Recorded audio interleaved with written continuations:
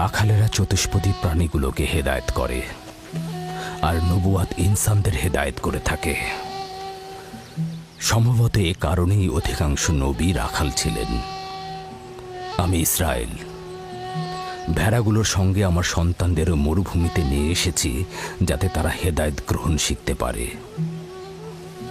আমার সন্তান বনি ইসরায়েলেরা কেন ক্ষমতা ও পেশি শক্তিকে মূল দণ্ড হিসেবে মনে করছে? আমি তো তাদেরকে পেশি শক্তি বা জোর করে চাপিয়ে দেওয়া কোনো কিছু শিক্ষা দেইনি। তোমরা কি শুরু করলে? ওঠো ওঠো শামুন, ওঠো।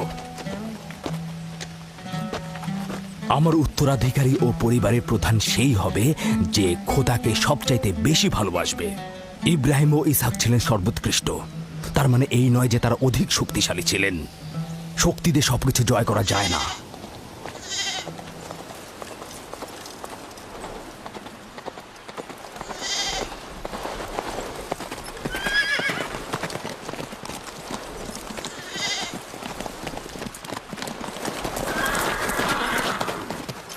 কি হয়েছে ফারাজ?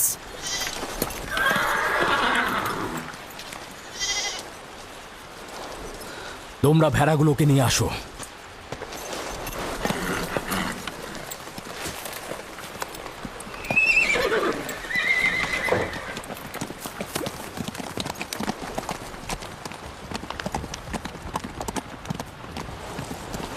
কিছু কি হয়েছে? আব্বাজান কোথায় গেলেন?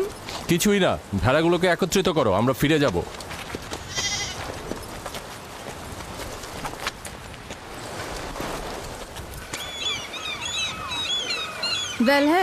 হ্যাঁ, রাহেল তো তোমার সতীন। রাহেলের সঙ্গে তোমার অনেক ভালো সম্পর্ক দেখছি।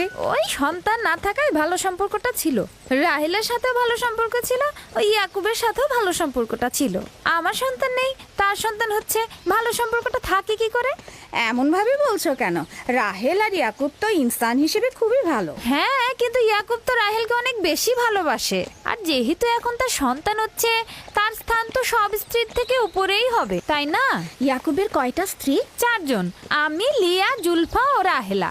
এই বাদ দাও তো এসব, তাড়াতাড়ি চলো, না হলে শব্দ শেষে আবার আমার ঘাড়েই পড়বে। আরে আমি তো জানি ইয়াকুব বড় ন্যায়পরায়ণ আর মেহেরবান।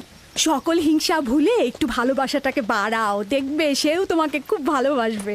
আর ও তো খুব ভালো মানুষ।